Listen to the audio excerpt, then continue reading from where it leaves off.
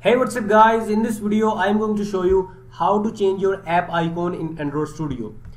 So first of all, you can see that this is my icon and your icon must be of PNG file type and its dimension must be 512 by 512.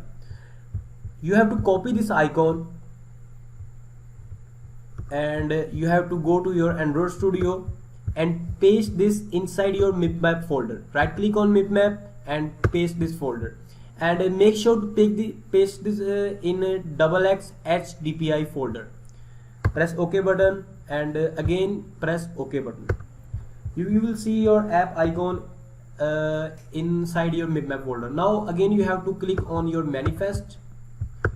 Click on Android manifest.xml file. You will see this file here, and in the front of @MipMap Android icon @Android MipMap, you have to just type your app icon, which is